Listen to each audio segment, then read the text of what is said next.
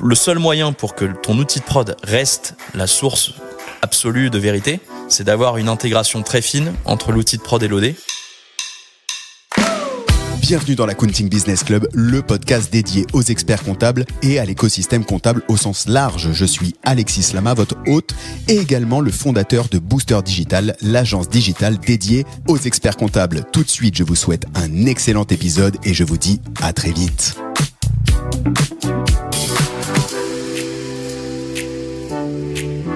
Salut à tous et bienvenue dans ce nouvel épisode de l'Accounting Business Club. Un épisode, je vous le dis direct, voilà, je le sens chaud, je le sens bien, il est bien parti. On a commencé en amont, il s'est passé plein d'actualités. T'as pu réagir, Arthur, assez rapidement. Réagir à quoi? En fait, c'est qu'on enregistre. On est juste après le marathon de Paris et j'ai encore mal aux jambes. C'est ce qu'on se disait juste avant. Et donc du coup, j'en profite. Si vous êtes chaud, il y a l'Accounting Running Club, qui a été lancé sur Strava. Rejoignez-nous et comme ça, on va tous faire le marathon de Paris 2026. Mais allez. Avant le marathon de Paris, on s'est dit on va faire le semi-marathon de Paris l'an prochain ensemble. Voilà, ça je ferme la parenthèse sportive. Mais non, tu viens d'annoncer une nouvelle levée de fonds de 75 millions d'euros, de dollars d'euros, impeccable. Et du coup, je t'ai envoyé un message, je t'ai dit attends Arthur, viens, faut qu'on rediscute. Il y a eu un premier épisode qu'on a fait ensemble il y a un an. En un an, il s'est passé plein de choses. Il continue de se passer plein de choses. On arrive à la fin de la période fiscale. Il va se repasser plein de choses. Facture électronique, la montée en puissance de l'intelligence artificielle, la concentration des acteurs aussi bien au niveau des cabinets qu'au niveau des éditeurs de logiciels. J'ai demandé à la communauté de l'Accounting Business Club est-ce qu'ils avaient des questions à te poser. Ils m'ont dit oui et ils ont même lancé les questions piquantes. Ils m'ont dit, donc j'ai dit ok. Je t'ai dit est-ce qu'il y a du tabou? Tu m'as dit pas du tout, on peut dire tout. Donc installez-vous confortablement, on est parti pour un nouvel épisode dans lequel on va parler évidemment du marché de l'expertise comptable, de l'IA, de Penny Lane, de tout ce qui va se passer à l'avenir, des nouveaux services aussi que tu vois dans les cabinets, des changements de modèle économique. On y va? On est ensemble une heure et quart. Avec ma casquette. Allez, et oui, c'est vrai que tu as désormais, je ne te l'avais pas donné la première fois et honte à nous, mais tu as désormais la casquette de l'Accounting Business Club. Bienvenue donc dans la communauté. Merci de m'accueillir à nouveau. Bon Arthur, je te demande pas de te présenter, je pense que nos auditeurs savent à peu près qui tu es et qui est Penny Lane. Par contre, je suis très curieux de savoir qu'est-ce qui a fait que une série D, donc c'est-à-dire la 4e levée de fonds, qu'est-ce qui t'a amené à ça, pourquoi faire et qu'est-ce qui s'est passé avant? Alors on a fait, comme tu l'as dit, une levée de fonds il y a un an. Alors on n'a pas encore commencé à toucher au sous il y a un an, donc c'était pas une question de trésor. Ce qui s'est passé depuis un an, c'est notamment qu'on a continué de grossir à une vitesse plus rapide que ce qu'on espérait. On a racheté du coup la société Billy en septembre, qui nous a donné une bonne couverture de connecteurs avec des outils métiers, ce qui est clé à l'heure de la facture électronique. On a sorti notre compte assistant, donc toute la partie IA générative, et surtout là on sent que ça s'accélère avec la facture électronique. Et donc ce qui nous a poussé à refaire cette levée de fonds, c'est en gros on pouvait lever dans des très très bonnes conditions parce que le business va très bien, et deux surtout avec l'accélération de la facture électronique. En fait, on s'est tous dit, notre pire cauchemar, c'est de se dire dans 3 ans, mince, on regrette de pas avoir fait tout ce qu'on pouvait faire pour gagner cette bataille de la facture électronique. Et donc, on préfère être plus prudent et pouvoir avoir toutes les cartes en main pour saisir toutes les opportunités qui vont se présenter. Et donc concrètement, là, c'est accélérer encore les recrutements, notamment tech. Donc jusque-là, notre objectif, c'était de recruter 8 nouveaux développeurs par mois, on passe à 12. Et tout ce qui va autour, parce qu'on recrute des développeurs, il faut recruter des product managers, des data scientists, des designers, etc. 2, c'est accélérer sur la partie IA générative, parce qu'on pense que ça a quand même pas mal transformé profondément les usages au quotidien des cabinets. Et 3, c'est aussi pouvoir faire du marketing, ce qu'on a relativement peu fait jusque-là, avec 2 objectifs. Le premier, c'est faire connaître au grand public le rôle clé de l'expert comptable dans la réforme de la facture électronique. On pourra en parler, mais moi je pense qu'il va un peu y avoir une bataille expert comptable contre banque. En fait, chacun va proposer un peu son OD-PDP ou son opérateur à ses clients, et donc s'assurer que les clients ils aient le réflexe expert comptable quand il s'agit de ça, et de faire connaître aussi un peu plus la marque Penny Lane. Parfois, on a encore des cabinets qui nous disent en fait, j'ai proposé Penny Lane à mon client, mais comme il connaissait pas, c'est plus compliqué qu'une marque qui connaît, quoi. Et donc on veut en gros faciliter aussi le boulot, la prescription de l'expert comptable, en s'assurant, c'est plus facile si ton client il a entendu parler de Penny Lane, il te dit c'est bien Penny Lane, et que tu lui dis bah oui c'est bien et je peux t'aider à le prendre en main, que si c'est toi qui dois entre guillemets le pousser à froid, quoi. Donc si je résume, en fait t'as le vent en poupe, donc ça marche, tes investisseurs t'ont dit pourquoi pas y aller maintenant, toi tu vois la facture électronique qui arrive en gros combat. Puisque ça va être comme ça que ça va se passer à mon avis, notamment entre les éditeurs et entre les banques du coup qui arrivent. Donc tu relèves, donc t'as de la tech pour la facture électronique, t'as de la tech pour l'IA et t'as du market pour faire connaître la marque auprès des clients finaux, quoi. Alors au passage, donc celui qui lead cette levée de fonds, c'est Sequoia, notre investisseur historique. Après on a fait rentrer en plus 2 nouveaux fonds, Capital G qui est au capital de Team Systems, qui est du coup celui qui est sorti vainqueur de la bataille de la facture électronique en Italie en bossant avec les experts comptables italiens, qui nous donne un peu la recette, quoi. Et 2, Meritech, qui est aussi au capital de Pigment en France notamment, et le fondateur de Meritech, lui, il a accompagné NetSuite tout au long de leur histoire. Et donc là, l'idée, c'est aussi de nous aider à monter un peu plus sur la PME ETI, où on commence à pas mal percer, mais avoir la bonne stratégie produit, la bonne stratégie de distribution sur ce segment un peu plus haut de marché, quoi. Qu'est-ce que tu leur vends en vrai, tu vois, parce que c'est quoi les fonds quand ils viennent chez toi, ils viennent à 5 ans Non, alors nous on n'a pas de clause de liquidité. Donc concrètement, ils n'ont pas d'horizon de temps prédéfini. C'est toujours des fonds de capital risque, hein. Donc ils n'ont pas cet horizon de 5 ans. Ça, c'est les fonds de private equity qui ont un horizon de 5 ans. Des fonds de capital risque, ce qu'ils veulent, c'est comme le mot l'indique, hein, c'est capital risque.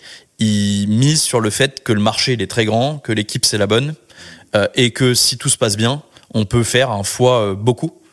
Tu vois, là, on a fait x2 en 1 an. C'est des multiples que t'as pas dans le private equity, quoi. Mais ils considèrent qu'ils prennent un risque, et par contre, ils sont pas du tout court-termistes. Donc, si tu prends Sequoia, c'est la 3e fois qu'ils remettent au pot chez nous. Et Sequoia, ils viennent, par exemple, de remettre au pot, de faire le dernier tour de Stripe.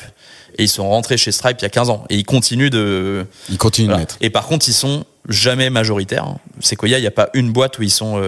c'est pas du tout leur mandat d'acheter la boîte, de devenir majoritaire. Eux, ce qu'ils veulent, c'est que la boîte, elle continue de croître. Et tant que ça continue de croître, ils sont OK que ça devienne de plus en plus cher. Il n'y a pas de sujet avec ça, quoi. Qu'ils n'ont pas vraiment ils n'ont pas un horizon... les questions qu'ils posent, tu vois, ils regardent pas des business models ultra fins, etc. Leurs questions sont très macro. C'est quelle est la taille du marché, est-ce que vous avez la bonne équipe, et est-ce qu'on pense que vous pouvez prendre une part de marché significative, quoi. Et donc dans ce cas-là, ce que tu leur vends, c'est le marché européen, parce que le marché français est très sympa. Non, alors tous les fonds qui sont rentrés là sont à l'aise de retrouver leurs sous, retrouver leurs petits uniquement sur le marché français. Ouais. Alors nous, on leur dit bien sûr qu'à terme, on aimerait bien aller sur le marché européen, mais aujourd'hui, ils peuvent pas miser sur le fait que tu vas être européen quand t'as rien en Europe, quoi. Si tu veux vendre ça, il faut quand même que t'aies un début d'évidence. Tu vois, ils te croient pas complètement sur parole, quoi. Et jusque-là, personne ne l'a fait de répliquer un produit au niveau européen. Les seuls qui ont fait ça, c'est à chaque fois, ils ont racheté des boîtes un peu partout en Europe, mais ils n'ont pas un produit qui marche dans plusieurs pays, quoi. Ce que nous, on voudrait faire à terme. Parce que toi, du coup, tu veux amener Penny Lane from scratch, par exemple, dans d'autres pays voisins pour commencer. Ça, c'est l'objectif qu'on a pour la suite. Mais voilà, ça, faudra le prouver. En tout cas, aujourd'hui, ils sont à l'aise que uniquement en France. Donc, si tu prends la valo en question, donc c'est 2 milliards d'euros, ce qui peut paraître gigantesque. En 5 ans. Voilà, mais ce qui peut paraître gigantesque. Après, si tu regardes une semaine avant l'annonce de notre levée de fonds, tu as le leader suédois des outils de compta qui s'appelle Fortnox, qui est un truc qui est un peu plus vieux, qui est coté en bourse. Et Fortnox, il a été racheté par un fonds de private equity pour qu'il l'a sorti de la bourse, racheté 6 milliards. Et c'est une boîte qui est que en Suède et qui fait 200 millions de chiffre d'affaires. Et nous, on devrait faire 200 millions de chiffre d'affaires d'ici 2-3 ans, quoi.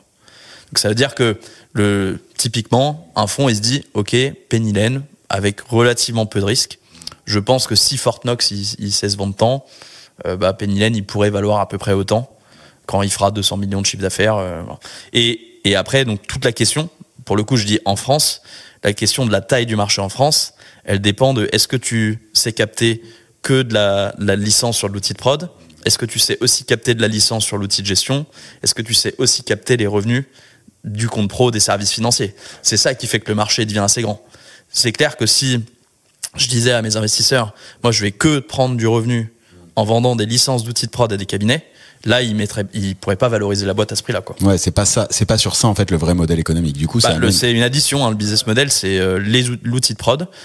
Concrètement, la taille du marché de l'outil de prod, d'après nous en France, il est de l'ordre de 250 millions. Si tu prends la taille du marché de l'outil compta gestion côté entreprise, on parle plutôt d'un marché, à mon avis, autour de 800 millions d'euros. Donc là, c'est côté entreprise qui se self-serve. Non, alors là, je compte l'outil de gestion. Ok, ouais, mais entreprise. C'est pas qu'elle se self-serve, c'est les clients des cabinets, quoi. Ouais, les clients des cabinets, mais quand je dis qu'elle se self-serve, c'est moi, par exemple, Booster Digital, je paye l'outil de gestion. Et toi, outil de prod, c'est le cabinet qui paye son outil de prod, et ensuite, tu as 800 millions de l'entreprise qui paye son. En gros, un cabinet, il paye Pennylen, si tu prends les SCI et tout, on est en moyenne autour de 6 balles du dossier. Un outil de gestion pour une entreprise, on est vite autour de 20 balles, 30 balles, 40 balles, 50 balles. C'est pour ça que le marché est mécaniquement beaucoup plus gros. Et ensuite, tu as la partie service financier. Et donc ça, si tu prends, on en avait parlé peut-être, mais n'importe quelle banque ou néobanque, tu as à peu près, je dirais, 30% de ses revenus qui viennent de l'abonnement, 70% qui viennent de tous les flux financiers. Nous, l'abonnement pour le compte pro, il est offert. Donc on ne gagne pas de sous là-dessus. Par contre, on peut toucher à ces 70%. Et donc ça, c'est des milliards d'euros par an en France qui actuellement vont dans les poches des banques et que nous, on commence à arriver à capter, à partager avec les cabinets. Ça soulève justement le sujet, premier point qu'on m'a relevé dans l'Accounting Business Club, tu vois, qui est de dire aujourd'hui tu passes par Swan pour ta néobanque. Alors il y a quelqu'un qui a posé la question, quand est-ce que vous rachetez Swan? Et quelqu'un d'autre a répondu que Swan venait de lever, et donc semble-t-il n'est pas à vendre maintenant. Mais alors du coup ça soulève la question est-ce que toi tu vas développer, enfin quand je dis toi, est-ce que vous allez développer votre propre plateforme, sachant qu'en face de toi, sur ce combat digital de la néobanque, tu vas avoir Conto qui est très pushy sur la facture électronique. Comment tu vois le sujet, toi, du compte pro? Alors, donc moi, je m'appuie effectivement pour la partie compte pro sur Swan. Et d'ailleurs, nous, on a été un des premiers acteurs du monde de la compta à lancer un compte pro. Mais maintenant, de ce que j'entends, il y en a d'autres qui viennent. Je crois que Full, il lance aussi un compte pro avec Swan également. J'ai entendu que Cegid, il voulait faire pareil avec Swan également. T'as des acteurs pas directement de la compta, mais Agicap, il a un compte pro avec Swan. T'as Legal Place qui fait son compte pro avec Swan. Voilà, donc Swan est partout, quoi. Presque demain, j'ai un cabinet, je peux monter ma néobanque. Alors oui et non, dans le sens, sur le papier tu peux. Après, pour que ça marche, il faut investir beaucoup de dev, quoi. Nous, on a aujourd'hui 40 personnes qui bossent que sur intégrer Swan, quoi. Parce que Swan, c'est que de l'API. Qu'après, toi, tu dois reconstruire tout le front. Et dans la banque, le diable est dans les détails. Et donc, il faut que ça... Et c'est un business, un job assez différent de construire un outil comptable. C'est presque du e-commerce, quoi. Il faut qu'il y ait zéro friction, c'est du KYB, du KYC, du je ne sais quoi. Donc, pour le coup, ceux qui commencent aujourd'hui, ils ont quand même 2-3 ans de retard sur nous et je pense qu'il leur faudra bien ces 2-3 ans pour rattraper et avoir un produit qui tienne la route. Mais Swan, du coup, c'est un partenaire... alors, nous, c'est un partenaire clé. Donc, très clairement, j'ai une dépendance sur Swan. Et donc... moi, ma question, en gros, c'est est-ce que je ferais mieux de construire moi-même ou est-ce que je m'appuie sur Swan? Le fait est que Swan, du coup, c'est des gars qui connaissent ce métier-là. Ils ont un peu le même profil que nous, dans le sens où c'est leur 3e boîte. Ils sont un tout petit peu plus vieux que nous, mais c'est leur 3e boîte, donc ils ont déjà gagné leur vie. Et ils sont pas là pour revendre Swan. Ils sont là pour en faire, si possible, la plus grosse banque européenne, quoi. Ils ont quand même déjà, je crois, 250 000 clients, hein. Donc c'est un truc qui grossit assez vite. C'est un modèle purement indirect. C'est-à-dire qu'ils sont cachés, en fait. Le client final ne sait pas que... Tu peux pas, en tant que client final, aller ouvrir un compte chez Swan. Ils sont quand même aujourd'hui 200 personnes, dont une grosse moitié en R&D. Et donc c'est juste, ils ont un savoir-faire et ils délivrent. Enfin, si moi aujourd'hui j'ai un compte pro qui a exactement les mêmes niveaux de fonctionnalité que Conto, c'est parce que il y a Swan, hein. J'aurais pas pu reconstruire tout ce que Swan a construit tout seul, quoi. C'est-à-dire que si je suis la plus piquante, je te dirais qu'en fait au début t'as démarré, il y avait Conto. Alors t'as tout de suite démarré avec Swan, hein, mais t'avais Conto en face de toi que tu pouvais intégrer et l'intégration Conto Pennylen était très pratique en tant que. Et elle est toujours. Hein. Et elle est toujours. Ouais. Ouais, bah heureusement. Enfin, si demain vous vous coupez dans l'écosystème, ça va être à mon avis compliqué. Mais là où Conto a décidé de venir sur la compta en rachetant Regat, je parle plus côté cabinet et gestion d'entreprise. Swan, t'es sûr, on n'est jamais sûr de rien, mais c'est pas leur core business. Eux, ils restent focus sur le développement de la néobanque, quoi. Bah, eux, leur business, c'est le compte pro. Demain, ils aimeraient bien aussi sûrement faire du crédit pour être une vraie banque. Gros sujet. Ils font, ils rajoutent le paiement. Donc aujourd'hui, ils font la même chose que Conto. Conto, il fait pas encore de crédit, il fait pas encore de paiement. Quand je dis paiement, c'est acceptation. Donc c'est le paiement, l'acceptation de paiement en ligne, les terminaux de paiement, etc. Et après, eux, ils sont dans tous les pays. Donc aujourd'hui, ils sont déjà en France, en Allemagne, en Italie, Swan. Donc leur roadmap, c'est ça. Hein. Et ils sont bien occupés, c'est un marché gigantesque, etc. Quoi. Et après, donc moi, Swan, j'ai un deal avec eux. Donc moi, je leur paye une licence SaaS. Puis après, eux, ils me repartagent les revenus bancaires. Moi, j'estime que tant que j'ai un bon deal avec eux, j'ai pas de raison d'essayer de le reconstruire moi-même, d'aller voir ailleurs. Il se trouve qu'aujourd'hui, je suis leur plus gros client. Du coup, ça fait que j'ai des bonnes conditions de négo, quoi. Si tu prends aux États-Unis, tu as notamment Square. Square, il est un énorme acteur. Il fait toujours pas ses propres CB. Il bosse avec une boîte qui s'appelle Marqeta pour faire ses CB. Bah, c'est le plus gros client de Marqeta. Il s'est jamais dit je vais le faire moi-même parce qu'il y a un spécialiste en face, quoi. Voilà, donc c'est clairement quelque chose où on est prudent, attentif, etc. Mais moi j'estime que c'est et aujourd'hui je pense que c'est le meilleur acteur sur le marché. T'as quelques autres alternatives, hein, donc ils sont pas en monopole non plus. T'as notamment Adyen, le Hollandais, qui propose aussi un core banking system. Stripe propose la même chose mais pas en Europe, pour l'instant uniquement aux États-Unis. T'as des acteurs plus historique, typiquement Trésor, avec lequel bosse Time par exemple, et bossait Conto avant, Swile et tout, mais voilà. Mais donc, on n'a pas prévu, c'est pas dans la roadmap de reconstruire notre core banking system. Nous, notre job, c'est d'assembler des briques et faire qu'elles soient sans couture, quoi, et que tu aies une bonne expérience. Sur le côté cabinet comme sur le côté client final, quoi. En gros, ce qui est ta promesse initiale. Ouais. Comment t'as vu l'arrivée de Visma sur le marché français? Parce qu'encore une fois, en un an, tu vois, Visma a beaucoup bougé sur le marché, pas mal d'acquisitions. Quand on s'est parlé à l'époque, ils avaient dû racheter uniquement Income, peut-être Télédec quand même déjà. Ouais.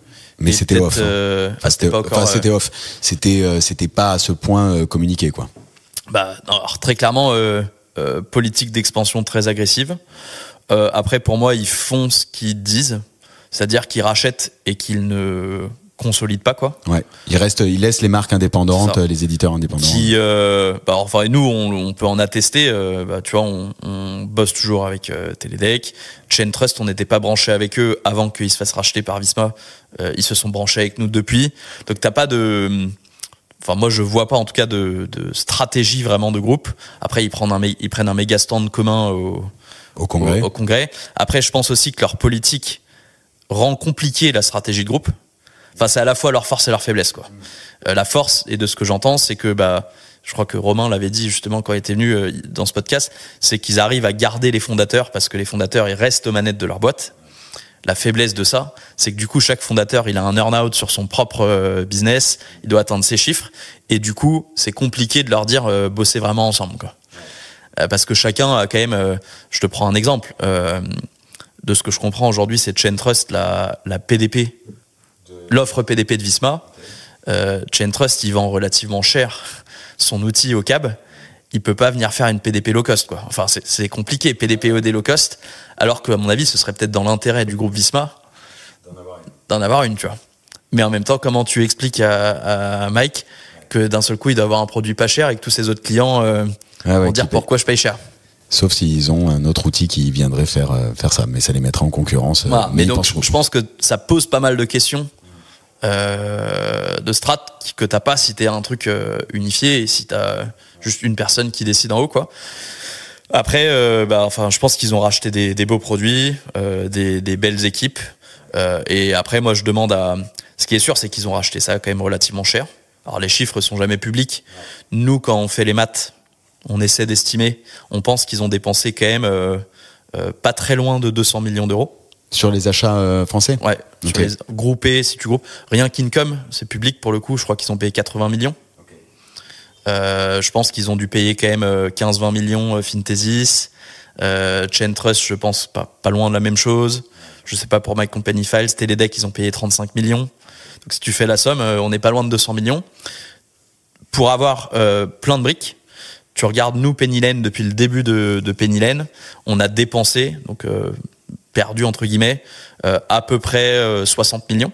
Okay. C'est-à-dire qu'ils ont dépensé 3 fois plus. Après, ils sont très gros, donc ça, voilà. Mais c'est-à-dire qu'ils vont quand même aussi vouloir avoir un retour. Quand tu dépenses 200 millions, tu veux voir un retour, quoi. Donc c'est et c'est aussi leur politique. Ils veulent rentrer en bourse, de ce que je comprends, Visma. Donc je suis curieux de voir dans quelle mesure ils vont faire de la stratégie agressive de capter de la part de marché. Est-ce qu'ils peuvent baisser les prix ou est-ce qu'au contraire, à un moment, ils vont monter les prix. Après, Income est pas spécialement pas cher. Déjà, mais voilà. Donc je suis curieux, je regarde forcément attentivement. Disons qu'aujourd'hui, je les vois pas percer incroyablement en France, quoi. J'ai pas l'impression qu'ils soient en train de prendre des parts de marché de folie. J'ai l'impression qu'il y a d'autres pays européens où ils ont plus de succès. Voilà. À voir ce qui peut se passer. On va sortir au moment où cet épisode sera diffusé, on aura déjà sorti un épisode avec quelqu'un de chez eux, justement, un épisode en anglais dans lequel on parle de toute cette stratégie de Visma, notamment comment ça se passe dans les pays vraiment nordiques qui ont l'air beaucoup plus avancés sur la digitalisation et sur le changement des modèles économiques. Vraiment, il m'a parlé ça fait écho à pas mal de nos discussions, mais de comment ils accélèrent la transformation du modèle économique, mais toujours avec ce système du un outil. Donc à voir ce qui va se passer au congrès. Et après, moi, on en avait parlé la dernière fois. Ma thèse de départ, c'est que avoir plein de briques, c'est bien. Faire que les briques, elles soient bien connectées, c'est infiniment plus complexe que juste avoir les briques, quoi. Enfin, nos amis de Cegid et de Sage, ils ont à peu près les mêmes briques. C'est pas pour ça qu'elles sont bien connectées. Et que tu as un ODP-DP qui marche bien avec l'outil de prod, etc., quoi. Donc le vrai enjeu, pour moi, enfin le vrai challenge, c'est est-ce qu'ils vont réussir à créer une expérience sans couture, parce que, enfin, pour moi, in fine, nous, notre rôle en tant qu'éditeur vis-à-vis des cabinets, c'est justement, comme tu sais, aider sur les transfos des business models, etc. Et pour moi, demain, enfin dans 5-10 ans, un cabinet, il dira, ok, tel éditeur, il me ramène tant, tel autre éditeur, il me ramène tant. Pour ramener autant de sous que possible à un cabinet, il faut que tu aies un truc sans couture. Enfin, si à chaque fois, il faut aller à gauche, à droite. Et aujourd'hui, il y a quand même encore quelques briques un peu clés qu'ils ont pas ou peu, donc il n'y a pas de compte pro. À voir s'ils vont un jour ou l'autre réussir à trouver un truc. Ils n'ont pas de GI. Mais ça, il n'y en a pas sur le marché. Enfin, il y en a quelques-unes. Mais à mon avis, si tu veux aider le cabinet à se transformer, le cœur, c'est la GI. Ouais. Mais j'ai presque l'impression qu'il y a autant de GI. C'est un truc où on a investi à fond, la GI. Et effectivement, comme tu dis, il y en a pas qui peuvent racheter, quoi. Mais je pense que la GI, ça va être GI boosté à l'IA générative, et pas GI à l'ancienne. On parle pas de suivi des temps, etc. C'est plus détection d'opportunités, de nouvelles missions, de trucs à cross-seller et tout. Vu que les cabinets aujourd'hui, ils ont pas de CRM, pour moi, ça va passer par là, quoi. Enfin, en tout cas, nous, notre humble contribution en tant qu'éditeur, c'est donner un bon outil cœur au cabinet où il va pouvoir piloter vraiment son business à lui. Donc là, vous développez la GI intégrée directement dans Penny Lane. Tu as une idée de la roadmap à peu près Donc aujourd'hui, tu as déjà 1000 cabinets qui font ce qu'on appelle la GI vulgairement, donc leur factu et saisie des temps dans Penny Lane. Et ça s'accélère vraiment assez fort parce qu'on a fait toutes les adaptations nécessaires de gestion des millésimes, de tout ce qui est la facturation un peu complexe du CAB avec le social qui bouge, la compta, etc. On sort là, donc l'idée c'est qu'à Comptatech, on ait toute la partie lettre de mission, donc toute la partie amont. Tu veux dire automatisation de la lettre de mission, envoi par signature électronique. Aujourd'hui, on te permettait d'uploader un PDF, de faire la signature électronique de ce PDF et de transformer le prospect en client. Mais l'idée, c'est que demain, on va pouvoir te générer ta lettre de mission. Et du coup, la lettre de mission va venir pré-remplir le plan de facturation, le plan de charge. En gros, on a bien fait l'aval. Là, on est en train d'améliorer l'amont pour qu'on ait une chaîne de bout en bout. On va sortir là dans les semaines à venir. Donc d'ici Comptatech, tu as déjà des cabinets qui vont pouvoir encaisser pour le coup leurs clients directement sur le compte pro Pennylen. Donc en gros, on sort dans le compte pro Pennylen une alternative à GoCardless. Ça c'est marrant parce que justement je voyais passer dans l'Accounting Business Club un des experts qui disait qu'est-ce que vous pensez de l'intégration GoCardless Pennylen. Bon bah voilà, tu as ta réponse. En gros, et l'intégration est bien, mais les experts souvent disent c'est trop cher. Et donc nous là, ce sera gratuit. Donc en gros, tu vas plus payer de frais de CEPA sur les prélèvements. Ah ouais, ce sera direct. Et nous, c'est gagnant parce que forcément les experts ils vont plus utiliser le compte pro. Et quand tu utilises le compte pro, après tu sais de quoi tu parles, t'es meilleur prescripteur aussi vis-à-vis de tes clients. Meilleure gestion des échéances. On est en train de ramener la partie IA générative compte assistant sur la gestion, l'AGI et la gestion de portefeuille. Donc là, pour traduire, parce qu'on entend un peu tout, mais ça veut dire que ton collaborateur, comme toi en tant que dirigeant, tu vas pouvoir venir poser des questions directement sur ta base de données client. En fait, aujourd'hui, tu peux déjà poser des questions, mais au niveau d'un dossier. Et il prend en compte le contexte du dossier, la donnée du dossier pour te répondre. Genre, est-ce que mon client il est éligible au régime fiscal simplifié ou autre. Là, ce qu'on sort, c'est en bêta déjà. Tu peux faire la même chose, mais au niveau d'un portefeuille. C'est qui mes clients les plus rentables? C'est qui mes clients qui ont pris le plus de temps le mois dernier? C'est qui mes clients qui ont plus d'impayés que d'habitude, à qui je pourrais pousser une mission de recouvrement, de je ne sais quoi. En gros, t'aider à requêter ta base, mais sur des trucs plus macro au niveau d'un portefeuille, quoi. Et ce qui va du coup vers ce qu'on appelle nous le centre d'opportunité, détection de mission. Les autres trucs sur lesquels on bosse, c'est tout ce qui est intégration avec la suite Microsoft. Donc on va te permettre de brancher ton Outlook, brancher ton calendar et pouvoir t'aider à faire des réponses automatiques aux mails clients depuis Pennylen. Directement avec ton interface, comme ça, dans Pennylen, dans le dossier, tu vas avoir tous les mails de tous les collaborateurs qui se seront échangés. Donc tu me mets waouh, tu m'intègres à Carbone. En fait, tu me mets Carbone dans. Alors, pour le coup, on s'inspire pas mal de TaxDome, qui est un autre américain concurrent de Carbone. Qui n'a pas du tout réussi à venir en France. Fait ça, quoi. Okay. Qui fait ça bien aux États-Unis. Ouais. Et là, du coup, nous, ton client, quand il t'écrit, nous, le truc qu'on a, c'est qu'on a la donnée du dossier. Donc, on peut t'aider à répondre au client dans le contexte de son dossier. Là où si tu mettais cette question sur ChatGPT, ChatGPT, il n'a pas la donnée du dossier, quoi. Donc, il va être moins pertinent dans la réponse qu'il va te proposer, quoi. C'est fou, tu vois, comme ça va vite, parce qu'entre un an, même là, il y a Gemini qui a sorti sa version de réponse quand tu utilises la suite Google maintenant, et rien que ça, c'est déjà beaucoup mieux qu'à l'époque où il fallait aller dans ChatGPT, créer son GPT, lui dire comment répondre, et donc là, tu vas me l'intégrer directement sur la base des données clients, quoi. C'est ça. Et donc, l'idée, c'est qu'aujourd'hui, ça s'appelle une GI, mais l'idée, c'est que de plus en plus, ça devienne le centre nerveux du cabinet, quoi. Et qu'on puisse t'aider. Nous, on avait peut-être parlé la dernière fois. Moi, mon cauchemar, ce serait que les cabinets, ils soient relégués à faire que de la compta, quoi, que des déclarations fiscales. On est gagnant-gagnant avec le cabinet. Si le cabinet, il arrive à rester au centre de la relation client, si son client, il a le réflexe, dès qu'il a un sujet, d'appeler son cabinet, qui est son médecin de famille. Et pour ça, je pense qu'il y a un enjeu que les cabinets deviennent plus proactifs. Et donc, à nous de les aider à devenir plus proactifs, quoi. Et que idéalement le matin le collab il arrive, on lui dit aujourd'hui pense bien on pense que tu devrais appeler ou écrire à tel client pour lui parler de tel sujet, un peu de scan. Tu vas lui faire gagner du temps à ton collaborateur pour qu'il ait tout de suite un peu les alertes, les points d'alerte liés à l'IA sur la base des données que tu as dans ton. Et puis qualité, ça te garantit une sorte de qualité de la relation, quoi. T'as des experts comptables qui me disent j'ai peur que mes collabs écrivent trop aux clients parce qu'il y a des fautes d'orthographe, je ne sais quoi. Là, ça te sécurise un peu là-dessus, par exemple, aussi, quoi. Ça, tu vas le pricer différemment. C'est un outil en plus ou c'est intégré à voir, quoi, mais... Non. Alors, toute la GI, elle est inclue. Toute la GI est inclue, quoi. Ouais. À partir du moment où tu passes ton portefeuille dessus, Exactement, ouais. Ça doit être sympa, les commissions sur les flux de transactions. Alors, les revenus sur le compte pro, c'est des trucs conséquents, hein, bien sûr. Ça doit être ça qui... Ça m'ouvre la porte sur la guerre de la facture électronique. Là, il y a eu report, pas report. Il y a encore une grosse incertitude.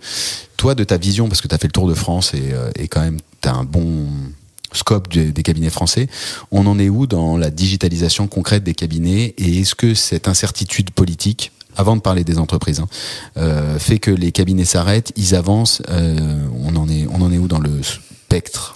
Je pense que tu as un gros fossé. Tu as des early adopters. Donc moi, tu as toutes les 2 semaines maintenant, c'était toutes les 2 semaines, le lundi soir, je fais le live facture électronique où je partage les dernières nouvelles de la semaine, etc. J'ai à peu près 250 cabinets d'experts comptables qui se connectent tous les lundis soirs en live. Et je dirais que eux, ils sont au taquet, quoi. Ils savent tout, ils ont déjà envoyé des mandats à leurs clients, etc. On va en parler de tout ce qu'il faut faire. Ouais, j'aimerais bien qu'on en parle. Et après, hier, j'ai fait une presse à des cabinets d'un réseau, d'un groupement, donc plutôt des gens t'attends à la pointe. Et un expert comptable qui à la fin m'a dit trop bien, c'était ma première présentation sur la facture électronique. Merci de m'avoir appris qu'il fallait que je dise à mes clients de rien signer sans m'en parler, quoi. Donc là, tu te dis waouh. Et aussi, il y a pas longtemps, j'étais à l'ordre des experts comptables Corse qui nous a invités. Le conseil régional nous a invités pour intervenir auprès des élus. On partait de loin, quoi. Mais donc c'est vrai que t'as vraiment un monde à deux vitesses. T'as vraiment un scope, quoi. Et nous, on est un peu dans notre bulle parce que on va en parler, mais nous, on a été vraiment très très impliqués dans tous les groupes de travail avec la DGFIP, avec AFNOR, etc. Du coup, nous, on est à fond sur les trucs. Mais c'est vrai que le gros des cabinets, je pense qu'ils sont pas encore saisis tous les enjeux. Et moi, un des trucs qui me fascine, hein, mais souvent, je pense que maintenant, on arrive à bien expliquer les enjeux. La réforme, pour moi, t'en as 3. C'est 1, sécuriser ta chaîne d'approvisionnement, s'assurer que t'as bossé dur pour que tes clients, autant que possible, ils mettent tous leur doc dans la même Quadrabox ou je ne sais quoi. En fait, ce truc-là, il est mis à risque parce que si tes clients, ils prennent tous chacun une PDP différente, tu vas galérer à récupérer tous les docs, quoi. Et donc, le premier enjeu, c'est tout juste prescrire. Enfin, un cabinet a autant intérêt que possible à prescrire à ce qu'une majorité de ses clients prennent la PDP que lui, il aura choisi, quelle que soit cette PDP, quoi. Ouais, ça lui fera gagner énormément de temps et d'énergie et au moins il est maître de son destin, quoi. On fait une pause dans cet épisode pour parler de développement de cabinet. Vous connaissez Booster Digital? C'est l'agence experte qui accompagne les dirigeants experts comptables dans la croissance de leurs entreprises et déjà depuis plus de 6 ans. Stratégie de cabinet, pricing, création de l'identité visuelle, création du site web, animation des réseaux sociaux et développement commercial, on le fait et on le fait bien. Déjà plus de 45 cabinets satisfaits. Alors, pour découvrir comment on peut booster votre entreprise, c'est simple. Envoyez-moi un message sur LinkedIn avec la mention Accounting Business Club ou simplement IBC. Je vous offre une consultation stratégique de 30 minutes. Et tout de suite, revenons à notre épisode.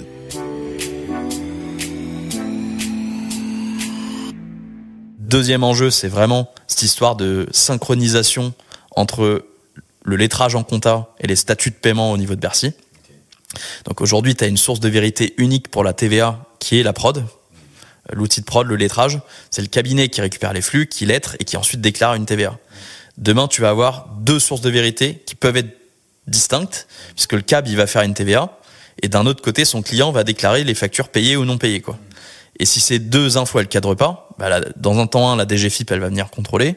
Dans un temps 2, la DGFIP, elle a dit qu'elle allait arrêter la déclaration de TVA du CAB. Elle va, pré-remplir une déclaration de TVA. Et le CAB, il sera là pour venir vérifier que ce qui a été pré-rempli, comme tu as sur ton IR, c'est correct. Et à ce moment-là, pareil, si le CAB, ce qu'il a en prod, ne cadre pas avec ce qui a été pré-rempli par la DGFIP, il va perdre un temps fou à essayer de comprendre pourquoi ça cadre pas. Donc, tu as un vrai enjeu. Du coup, le seul moyen pour que ton outil de prod reste la source absolue de vérité, c'est que, puisque le flux de l'outil de prod vers Bercy n'existe plus, pour la TVA en tout cas. Donc il faut que l'outil de prod il sache venir écraser ce que le client il aura déclaré comme statut de paiement dans son OD, et que de l'OD ça parte à Bercy. Donc le seul moyen de faire ça, c'est d'avoir une intégration très fine entre l'outil de prod et l'OD, pour que ce que toi, côté CAB, tu fais comme lettrage ou délettrage, ça vienne écraser ce que ton client il aurait pu déclarer comme connerie en payé ou pas payé, et que l'outil de prod reste toujours le maître, quoi. Donc si je comprends, parce que du coup, ça veut dire que si t'as pas la main dessus, tu vas, toi, cabinet, t'arracher la tête à aller vérifier les flux, etc., parce que t'auras pas la main pour écraser la donnée que ton client il aura. Ou alors tu devras le faire taf en double, etc. Ouais. Et donc ça, c'est vraiment le truc ultra clé d'après nous dans la réforme.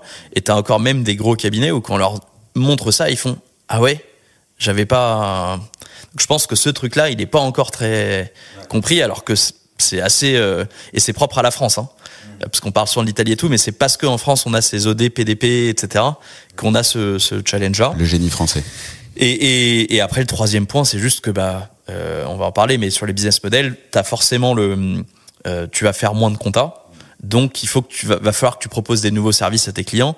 Si ton client, il n'utilise pas l'OD que toi, tu lui as prescrit, bon courage pour aller fournir ces services sur l'OD du Crédit Agricole ou de je ne sais qui, quoi. Voilà. Donc ça, c'est pour les enjeux côté cabinet. Maintenant, peut-être juste partager avec les auditeurs ce que nous, on recommande concrètement. Donc, tu as eu un peu toute l'histoire depuis janvier, que tout a un peu commencé quand Conto a mis à jour ses CGV et a dit en gros, tout client Conto, je vais aller l'inscrire dans l'annuaire sous ma PDP. Donc là, Conto s'est fait taper sur les doigts, la DGFiP a dit c'est pas ok. La DGFiP a dit du coup, mince, j'ai oublié de définir ce qu'était le consentement. Et c'est pas juste mettre à jour des CGV, quoi. Donc la DGFiP a dit je vais aller collecter un consentement express des entreprises. T'as eu une énorme bataille de lobbying, un peu en coulisses, pour savoir ensuite est-ce qu'il faudra vraiment que chaque entreprise elle-même s'inscrive directement, remplisse le formulaire, ou est-ce que l'expert comptable tiers de confiance, il peut inscrire son client, quoi. Donc ça, c'est quelque chose qu'on a obtenu dans les groupes de travail avec la DGFiP. T'avais beaucoup Agiris, ECMA et nous. Et on s'est beaucoup battu pour que l'expert comptable, son rôle soit reconnu et que dans la simplification des démarches administratives, comme il le fait déjà pour d'autres démarches, il puisse, lui, inscrire son client. Et donc ça a été approuvé, officiellement validé, il y a 10 jours. Okay. Donc il y aura concrètement dans le formulaire pour inscrire, il y a une case signature par un tiers mandaté. Et après, la grande question, c'était est-ce qu'en tant qu'expert comptable, tu peux le faire, entre guillemets, juste en parlant avec ton client au téléphone, ou est-ce qu'il faut que tu aies un mandat signé de ton client pour l'inscrire dans l'annuaire? Et là, la DGFiP a dit, bon, faut quand même peut-être pas exagérer, il faut quand même un mandat. Et donc là, très concrètement, en tant qu'expert comptable, première chose, c'est surtout communiquer, informer auprès de vos clients sur le sujet de la facture électronique, et dites-leur, vous allez être sollicité par plein d'acteurs, n'oubliez pas que je suis votre expert comptable, appelez-moi avant de signer quoi que ce soit, pour qu'il y ait pas pour qu'on vérifie que ça fit bien dans notre relation. 2, fais signer un mandat.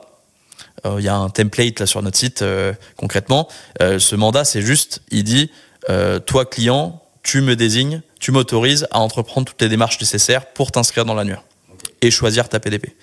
Et 3e truc, faut choisir son partenaire PDP, sachant que l'annuaire, donc maintenant on sait que c'est plus reporté. C'est 1er septembre 2026 que la réforme elle entre en vigueur, mais l'annuaire il ouvre en juin, dans 15 jours, dans 1 mois et demi. Et donc cet annuaire-là, à partir de début juin, il ouvre en masse. C'est-à-dire début juin, des acteurs peuvent venir inscrire en masse, les PDP peuvent inscrire en masse les entreprises. Et donc concrètement, c'est à partir de ce moment-là que si un acteur a mis des formulaires à signer, notamment un acteur bancaire, il va pouvoir inscrire en masse. Et pour le coup, l'acteur bancaire, il a déjà fait la vérification d'identité de son client. Donc la seule chose qu'il a à faire, c'est dit clique ici, quoi. Tu veux dire que c'est un peu le pop-up qui m'est apparu quand j'ai ouvert mon compte Conto et que Exactement. Ça m'a dit à plusieurs reprises. Alors pour l'instant, le truc ne vaut rien parce que le formulaire, on l'attendait. Donc là, ce que tu as mis, c'est ils appellent ça de la pré-inscription ou autre. Tu vas revoir un jour ou l'autre un pop-up avec le vrai formulaire définitif que la DGFiP nous a partagé il y a une semaine, qui sera pré-rempli. Et là, pour le coup, ce sera le vrai coup. Ou si là, tu dis go, là, Conto, début juin, il va inscrire en masse tous les gens qui auront dit je valide. Et je peux en changer après ou pas, moi en tant que client? C'est ça tout le sujet. C'est que la loi, il y a 2 choses qu'elle n'a pas vraiment encore écrit et prévues. 1, c'est qu'il n'y a pas d'équivalent DEBIX. Autant sur la transaction bancaire, en tant qu'expert comptable, quelle que soit la banque que ton client ait choisi, tu as une porte dérobée pour récupérer ces transactions, notamment c'est les BIX, quoi. Sur la facture électronique, il n'y a pas d'équivalent. Donc il n'y a rien dans la loi où il n'y a rien d'organisé pour que toi, si ton client il prend la PDP tierce, tu puisses aller récupérer en ayant la garantie que ce soit pas cher, qu'on ne te fasse pas payer les factures. 2e problème, c'est cette caution de portabilité qui n'est pas inscrite dans la loi. Et donc concrètement aujourd'hui, dans la dernière réunion des GFIP, ils ont commencé à en parler un peu plus précisément. Ils nous ont dit que si tu voulais changer de PDP, la nouvelle PDP, elle allait devoir envoyer un courrier recommandé à l'ancienne PDP. Et c'est le modèle de la confraternité de l'ordre, quoi. Le nouveau envoie un courrier recommandé à l'ancien. L'ancien, dans ce cas-là, c'est pas encore clair combien de temps il aura pour répondre, mais ils ont parlé d'1 semaine. Il n'y a pas de transfert de données. Parce que la PDP, c'est un tuyau, elle stocke rien. Donc ça veut dire qu'elle aura aucune obligation de te donner un historique ou quoi que ce soit. Tout le passé, ok. Qu'à toi de te débrouiller via un OD ou autre récupérer. Et le problème, c'est que dans le chat de la dernière réunion, t'as pas mal de PDP qui ont dit qu'elles allaient facturer ce transfert. Et ça, il n'y a rien qui est interdit de facturer le transfert. Nous, pour le coup, on ne va pas facturer quoi que ce soit, mais rien ne dit que la PDP, Crédit Agricole ou autre, ne va pas facturer, je sais pas moi, 100 balles le transfert, quoi. Et là, ton client, il te dira, tu veux que je change de PDP pour aller prendre la tienne, subventionne-moi mes 100 balles, quoi. Sachant que ça peut être un peu sournois, je dirais, d'une certaine manière. Je parle des établissements bancaires qui te connaissent, qui ont la même confiance que toi, et un peu à la façon Conto, cette façon de, je dis pas que Conto est sournois, mais cette façon d'envoyer un pop-up quand tu connais pas et que tu es hors du fait de la facture électronique. C'est sûr qu'ils vont mettre un pop-up. La force de la banque, c'est que tu te connectes sur l'extranet bancaire. Ouais, t'es obligé d'y aller. Ils ont déjà fait ta vérification d'identité, donc ils vont te mettre un pop-up en disant clique ici, clique ici. La grosse différence, c'est que Conto, les néobanques de manière générale, leur modèle, je pense, ça va plutôt être d'inclure la PDP et l'OD dans ton abonnement bancaire. Là où les banques traditionnelles, elles sont plutôt, jusque-là, de ce que je comprends, parties sur un modèle où elles te facturent ça en plus. Côté client. Ouais. D'accord. Donc c'est moins juste tu cliques que chez Conto. Chez, je sais pas moi, Crédit Mutuel, faut aller prendre un abonnement à 9 € en plus, quoi. D'accord, ils ont mis une petite friction en plus. Après, ce qu'ils disent en off, c'est on essaie de le vendre, et puis si on voit que ça se vend pas, on fera comme Conto, quoi. Voilà. Et ils peuvent, puisqu'ils ont quasiment tous racheté des acteurs en propre, que ça leur coûte entre guillemets rien. Donc t'as notamment la semaine dernière encore un autre, la Sekino, qui s'est fait racheter par Crédit Mutuel Arkea. T'as iPayDat racheté par BPCE, Collecto de Crédit Agricole qui sont développés en interne, etc. Donc ils vont tous pousser leur solution maison, quoi. Sachant qu'on en avait parlé dans l'épisode avec Stéphane Reynaud qu'on a diffusé début janvier. Le marché de la facture électronique, pourquoi toutes les banques veulent y aller aujourd'hui, c'est parce que tu te mets au cœur des flux et tu vas venir gagner des micro-centimes, un peu à la façon des cartes bleues. Tu vas venir gagner des micro-centimes potentiellement sur chaque transaction, en tout cas, il y aura des gains sur toutes ces petites transactions, c'est ça?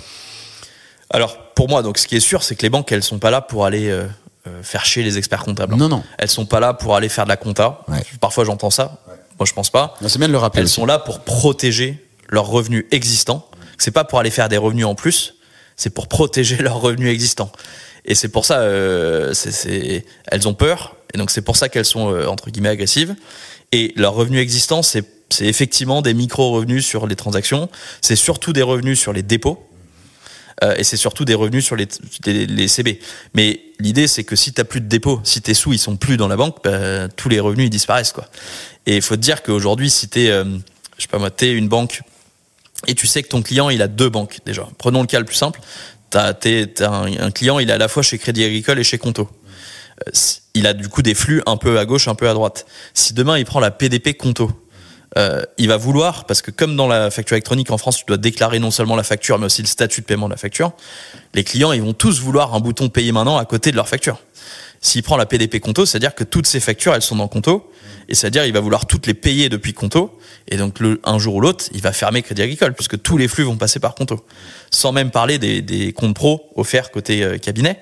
Mais ça veut dire que si tu es une banque, tu dois défendre tes flux. Pour défendre tes flux, tes dépôts, tu dois offrir un opérateur, quoi. Et je pense qu'ils ont raison d'avoir peur, parce que soit d'autres banques peuvent leur piquer leurs flux, soit les acteurs de la compta, nous les premiers, mais d'autres aussi maintenant, proposent aussi des comptes pro. Et encore une fois, c'est parce que en France, tu dois déclarer les factures, mais aussi les statuts de paiement. Logiquement, c'est juste le client. Le client a toujours raison. Le client, il va vouloir avoir le bouton payer, parce que quand il va payer, ça va d'un côté payer, et chez nous, ça va aussi envoyer direct le lettrage en compta, et ça va envoyer le statut de paiement à Bercy. Et donc, les gens, ils vont pas vouloir payer et puis aller mettre à jour à la main payer, quoi. Et donc, en fait, celui qui gagne la bataille de l'opérateur, j'appelle ça l'opérateur, pour envoyer recevoir les factures, il a de fortes chances de gagner la bataille derrière de l'opérateur pour envoyer recevoir les paiements liés à ces factures. Et ça, c'est quoi? C'est et donc avoir les dépôts, etc. Quoi. Ah, ok.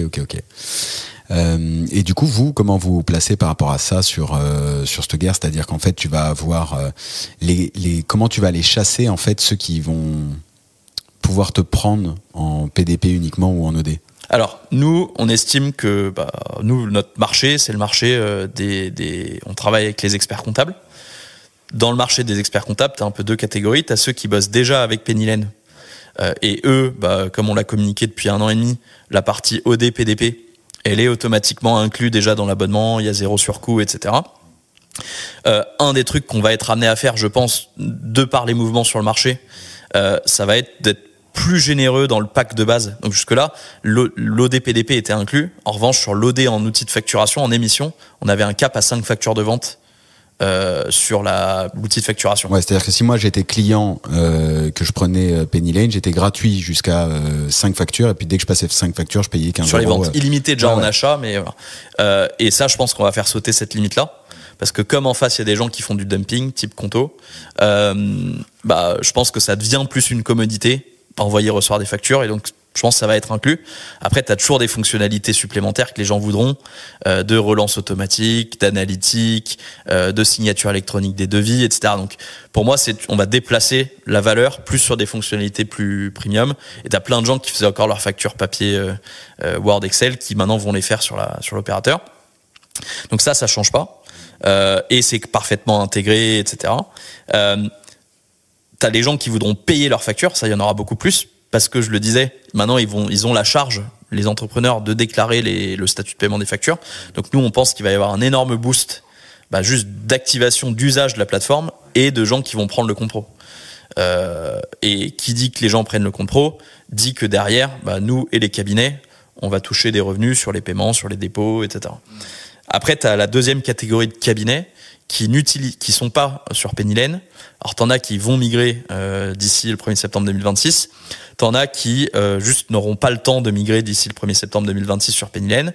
Pour autant, ils ont un outil de prod qu'ils ont encore aujourd'hui, mais ils sont pas forcément sereins sur le fait que cet outil de prod sait leur donner un opérateur, un OD-PDP qui soit bien. Ce qu'on dit toujours, nous, la PDP, c'est la carte SIM. L'OD, c'est le téléphone. Si tu donnes à ton client un 3310, il va te dire je vais aller voir Conto, qui est gratuit et qui a un iPhone, quoi. Donc t'as des gens qui disent est-ce que mon outil de prod historique il sait me donner un iPhone, quoi. Et donc nous, ça c'est un de nos savoir-faire, c'est déjà live, hein. Tu peux aller sur les stores, voir nos reviews, etc. On a des très bonnes notes. Est-ce que ça veut dire que si j'utilise X outil de prod historique et que je vais mettre dans les mains en interface, en fait je mets dans les mains en interface émission de facture et réception de facture Penny Lane. C'est quelque chose de nouveau là, effectivement, qu'on te propose. D'accord, okay. Alors ça te règle pas le problème de synchronisation des statuts de paiement. Donc là, juste faut que ce soit clair. Tu auras le même problème qu'avec beaucoup d'autres schémas de flux, où ce que tu feras dans Cegid ne va pas remonter dans Penny Lane, et donc tu auras ce problème de désynchronisation. Ça, le seul moyen de le résoudre, c'est de prendre tout en un. Après, il y a des gens qui nous disent oui, mais ça me va, et c'est peut-être que si je prends l'OD PDP de mon éditeur actuel, ce sera peut-être aussi pas synchronisé parce qu'il sait pas forcément le synchroniser, quoi. Donc, quitte à avoir quelque chose pas synchronisé, je préfère avoir le tien. Voilà. Donc ça, c'est quelque chose qu'on va proposer à 4 € par mois. Toujours sans limite de volume. Donc la même chose qui est inclus pour un expert comptable dans son outil de prod. Là, un qui a un autre outil de prod, il paiera 4 € et il aura juste la partie OD PDP. Après, tu as tous les gens qui sont des PME ETI, où on bosse à la fois avec les experts comptables et les intégrateurs. On bosse aussi avec les OD, donc les outils de gestion métier, qui pensaient tous qu'ils allaient pouvoir renvoyer leurs données à Bercy via le PPF qui n'existe plus. Et du coup, nous, ces gens-là, on leur dit tu peux utiliser mon tuyau PDP gratuitement, à 2 conditions. C'est toi qui te connectes à mon API et tu factures pas de péage. Du coup, c'est gagnant, gagnant, gagnant. Toi, tu as une PDP que tu peux proposer à tes clients sans faire trop d'efforts. Moi, j'offre plus de couverture de connecteurs aux experts comptables sans frais additionnels, quoi. Dernière catégorie, qui est pas notre priorité, mais on va pas non plus complètement fermer cette porte-là, c'est tous les micros. Il y en a quand même 2,5-3 millions. Tous les auto-entrepreneurs, par exemple, qui n'ont pas d'experts comptables. On va pas aller les cibler eux spécialement, mais vu qu'on va faire du marketing, des campagnes de com, on veut aussi que ces gens-là ils puissent venir prendre. Et ces gens-là, pour moi, ils n'ont pas de budget à mettre dans un opérateur pour envoyer et recevoir des factures. Le seul moyen de les monétiser, c'est le compte pro. Donc tu vas en face de Time et Indie, quoi. Enfin, plutôt Conto, quoi. Ouais, et Conto. Conto, ils vont sur ça ou c'est pas Shine qui allait Shine et Conto, mais ils en ont beaucoup, Conto des tout petits. Ok. Ah, donc c'est intéressant. Tu vas aller sur t'as les trois scopes, quoi. Après, moi, ma priorité, c'est clairement l'entreprise les entreprises qui ont un expert comptable. Je vais pas aller spécialement faire de la pub pour les tout petits, mais la marque, elle commence à être connue, donc il y en a qui vont venir, quoi. Ouais, ça commence à bouger. Tous ces changements, ça entraîne pas mal de changements côté modèle économique des cabinets qui doivent se transformer.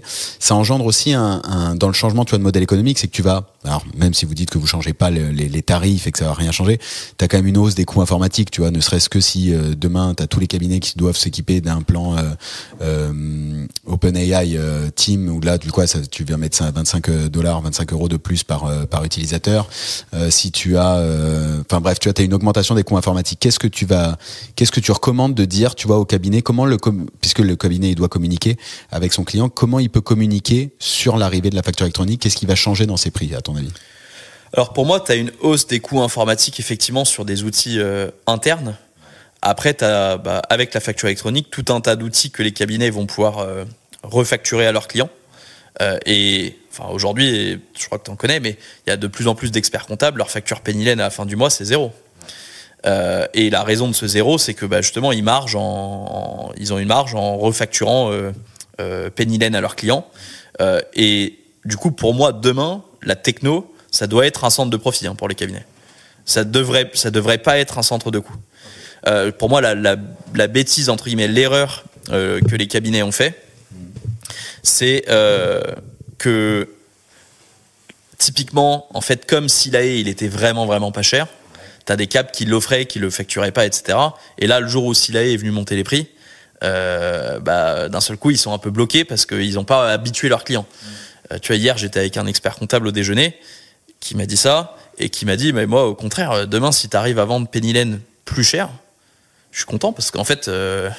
si toi, tu arrives à vendre... Côté client, ouais. Si demain, tu as des nouvelles fonctionnalités et que du coup, Pennylen, j'arrive à le vendre non pas 20, mais 30 à mon client, mais en vrai, je suis content parce que moi, ça fait que mon revenu, il augmente, quoi.